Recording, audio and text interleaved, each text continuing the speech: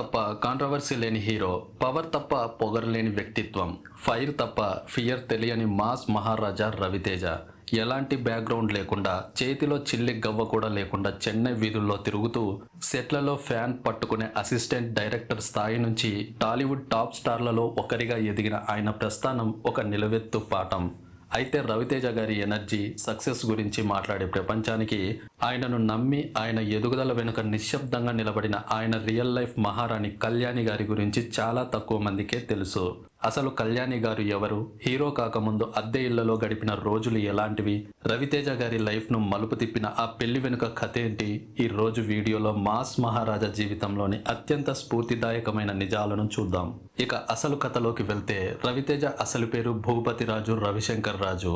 1968 జనవరి 26న తూర్పు గోదావరి జిల్లా జగ్గంపేటలో రాజగోపాలరాజు, రాజ్యలక్ష్మి దంపతులకు జన్మించారు. తండ్రి ఫార్మసిస్ట్ కావడంతో ఉద్యోగరీత్యా నార్త్ ఇండియాకు బదిలీలయ్యేవి. దాంతో రవితేజ గారి బాల్యమంతా భోపాల్, ఢిల్లీ, ముంబై, జైపూర్లలోనే గడిచింది. చిన్నప్పుడు ఆయనకు తెలుగు కంటే హిందీ, మరాఠీలే బాగా వచ్చేవి. 9 ఏళ్ల వయసులో చూసిన అమితాబ్ బచ్చన్ షోలే సినిమా రవితేజలో సినిమా పిచ్చిని నాటింది. ఆ తర్వాత నాన్న ఉద్యోగం విజయవాడకు మారడంతో అక్కడ సిద్ధార్థ కాలేజీలో ఇంటర్ చదువుతూ తెలుగు నేర్చుకున్నారు.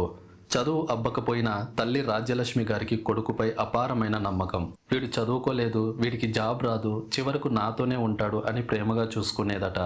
అందుకే హీరో అయ్యాక రవితేజ గారు అమ్మకు సొంతిల్లు కట్టించి మొదటి కానుకగా ఇచ్చారు. అయితే 1988లో సినిమా అవకాశాల కోసం చెన్నై రైలెక్కారు రవితేజ. అక్కడ దర్శకుడు వైవిఎస్ చౌదరి గారితో రూమ్ షేర్ చేసుకుంటూ అవకాశాల కోసం చెప్పులరిగేలా తిరిగారు. తల్లి నెలకు పంపే 1000 రూపాయలతోనే పొదుపుగా బతికేవారు. అలా 5 ఏళ్లు తిరిగినా హీరోగా ఒక్క ఛాన్స్ కూడా రాకపోవడంతో డైరెక్షన్ వైపు మళ్లారు. కృష్ణవంశీ గారి దగ్గర గులాబీ, నిన్నే పెళ్లాడతా సినిమాలకు అసోసియేట్ డైరెక్టర్గా పనిచేశారు. నిన్నే పెళ్లాడతాలో ఎటో వెళ్ళిపోయింది మనసు పాటలో టబు గారి జుట్టు గాలికి ఎగిరే సీన్ కోసం ఫ్యాన్ పట్టుకున్నది స్వయంగా రవితేజ గారే. సెట్లో రవితేజ చేసే అనుకరణాలు చూసి నా నెక్స్ట్ సినిమాలో నువ్వే హీరోవి అని కృష్ణవంశీ గారు సింధూరం సినిమాలో చంటి పాత్రను ఇచ్చారు. ఆ సినిమా బాక్సాఫీస్ వద్ద ఆడకపోయినా రవితేజ నటనకు విమర్శకుల ప్రశంసలు దక్కాయి. అలా 1999లో శ్రీనువైట్ల దర్శకత్వంలో వచ్చిన నీ కోసం చిత్రంతో రవితేజకు నంది స్పెషల్ జ్యూరీ అవార్డు కూడా వచ్చింది. ఆ తర్వాత పూరి జగన్నాథ్ కాంబినేషన్లో మొదలైన ప్రయాణం టాలీవుడ్ చరిత్రను మార్చేసింది. సరిగ్గా ఇదే సమయంలో 2002 మే 26న రవితేజ గారికి జగ్గంపేటలో వివాహం జరిగింది. రవితేజ భార్య మరెవరో కాదు, స్వయాన ఆయన మేనమామ కుమార్తె కళ్యాణి గారు. తల్లి రాజ్యలక్ష్మి గారే దగ్గరుండి ఈ సంబంధాన్ని కుదిర్చారు.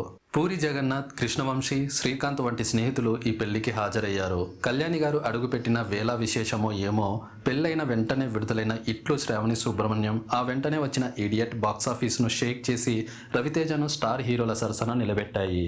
అయితే రవితేజ ఎంత మాస్ హీరో అయినా ఆయన కుటుంబం చాలా ప్రైవేట్ అండ్ క్లాస్. భార్య కళ్యాణి గారు ఏనాడు పబ్లిసిటీ కోరుకోలేదు. సినీ ఫంక్షన్లకు దూరంగా ఉంటూ పిల్లలు మోక్షద, మహాదన్ల బాధ్యతలను చూసుకుంటూ రవితేజ కెరీర్కు పూర్తి స్వేచ్ఛను, వెన్నుదన్నును అందించారు. రాజాది గ్రేట్ సినిమాలో రవితేజ చిన్ననాటి పాత్రలో కొడుకు మహదన్ నటించి మెప్పించడం మనందరికీ తెలిసిందే. తమ్ముడు భరత్ అకాల మరణం లాంటి క్లిష్ట సమయాల్లో కూడా కుటుంబానికి ధైర్యంగా నిలిచింది కళ్యాణి గారే. ఓటమి ఎదురైనప్పుడు కుంగిపోకుండా తెల్లవారుతుందంటే నాకేదో మంచి జరుగుతుంది అనే పాజిటివ్ ఆలోచనతో ఎదిగిన రవితేజ గారి ప్రస్థానం, ఆయనకు తోడుగా నిలిచిన కళ్యాణి గారి బంధం నిజంగా ఆదర్శనీయం. మరి మాస్ మహారాజా రవితేజ నటించిన సినిమాల్లో me all time favourite movie ఏంటో కింద కామెంట్ సెక్షన్లో తప్పకుండా షేర్ చేయండి. ఈ బయోగ్రఫీ మీకు నచ్చినట్లయితే వీడియోను లైక్ చేసి మీ ఫ్రెండ్స్తో షేర్ చేసుకోండి. ఇలాంటి మరిన్ని ఇంట్రెస్టింగ్ సెలబ్రిటీ స్టోరీస్ కోసం మన ఛానల్ని ఇప్పుడే సబ్స్క్రైబ్ చేసుకోండి. Thank you for watching.